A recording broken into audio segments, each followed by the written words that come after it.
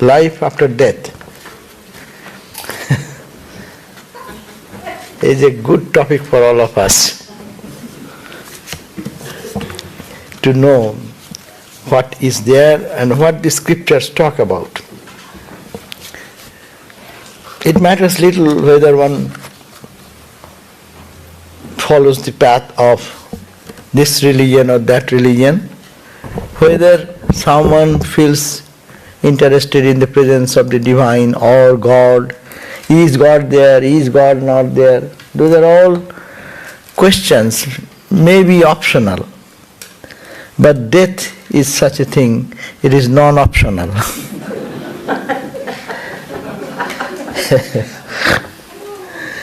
As we are born, so we'll have to embrace death.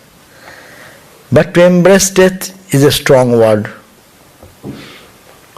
But to face the challenge of death and to find out what is behind, if at all we can. No instrument or no machinery has been created yet to understand exactly what happens after death. But the seers of truth have focused and contemplated on this point, and what they gave, what the ideas they carry. And most of the religion accept the norm that there is life after death. Hindus and Buddhists, they believe that there is life after death. And not only that, we are born again and again, rebirth. That is one of the great tenets of these two religions. But those religions even which do not talk about after death or rebirth, reincarnation, that terminology, but it is undoubtedly they believe that there is something after death.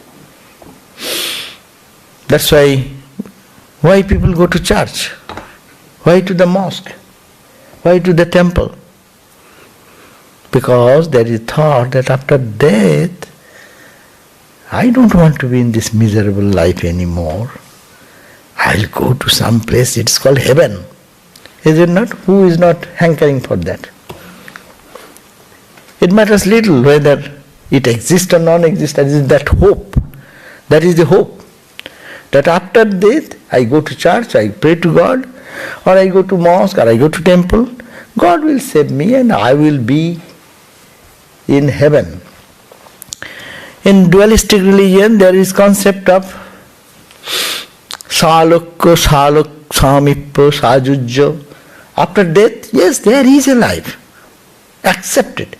And they say, according to your good actions and thoughts, you will be in tune, in the same plane, in the same property, or you can say in the same premises, where the Lord resides. Saloka, in the same plane. That's why Hindus have many concepts of Vishnu Loka, Krishna Loka, Brahma Loka, different planes. And you live according to your choice, that whom you thought that it is your chosen ideal, or you think that is the goal of your life, you want to reach that particular form of the divine. So after death you live with that. Even different concepts, and there will be different planes. Hindus will believe that they will go to heaven or hell intermediately. It is interim period. Doing good work, much good work one has been done, so you will go to that plane. And when that is exhausted, then you come back, again work here and go back. This going and coming will continue. This very natural phenomena. But even those who don't believe that there is that afterlife, we are born again, here, this much is believed that you live there after death. You live in the plane of the divine, or you are very close to the Lord, salakka samippa, sajujja, getting the proximity of His presence, enjoying the presence of the divine, some sort of existence. That means existence continues, though this apparent physical frame is not there. Now this is the point, that this human form, human being is trying to resolve this question. And most of the religions, as I have mentioned, believe that there is something after death.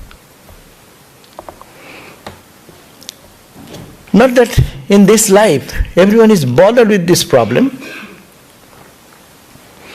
especially who are very happy with this present life, eating, sleeping, dying, and having some fun, and having some cries and weeps, weeping and crying, and then okay, let us go move on. They don't need to bother about this thing, but most sensible people face this question and contemplate deeply. What is this beyond the veil? This is a mystery for all of us. We love someone, we live with someone, whole life with so many friends. Our mom, grandma, granddaughter, grandfather, whom we loved, our friends, and suddenly something happens. He got dead. Where did he go? Who was smiling? Who was angry? Who was frustrated? Who behaved normally, abnormally? What is that? Who was that? Is the physical frame? Or something beyond? So this question is really a haunting question in the heart of all intelligent people, even non-intelligent people, because this is a question. Because it will not allow them not to think. A point will come. And really, this is a real mystery. Where does one go? We saw the other day, the day before I saw, and something happened in the night, and he is no more. And the physical body, as we know, we have to take care of that. So it goes. Then where does the person who was smiling, who was frowning, where did he or she go? So this is the mystery. This question haunts the heart of those who, having observed more to the temporary nature of life, they start thinking of that beforehand. They think that this life is not the end. So the physical body is undergoing change. Death of the physical body does not mean the death of who is inside. Death of the physical body is very natural, whether we like it or dislike it. The physical body is always dying, and it is getting reborn. It may not be very palpably present and understandable by us, because you see, we saw our face before the mirror every morning. So we see, I am the same guy. It almost no one thinks that I am changing too much.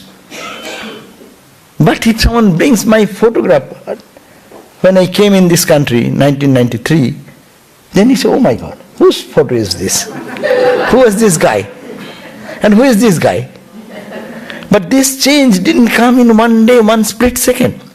It is a continuous change, and it is happening every moment. We are dying and we are reborn. And this is the thing going on continuously. Who can stop that for a split second? I started, within 5 minutes we have changed. But that change is so smooth and natural, we don't think that it is a change, that the old is dead and new is being born. We don't accept that. But it is happening every split second. So the body is dying, or death and reborn is a continuous process. But who is inside?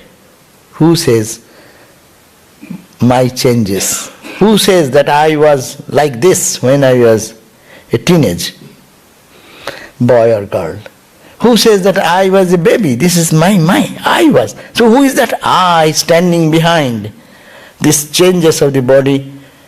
That is the question, and that is to be understood. And that never goes, never comes. So the question, the physical death, we think physical death of the body, we think that is death. We have identified that way. That is the way we understand death. Death means the death of this physical frame.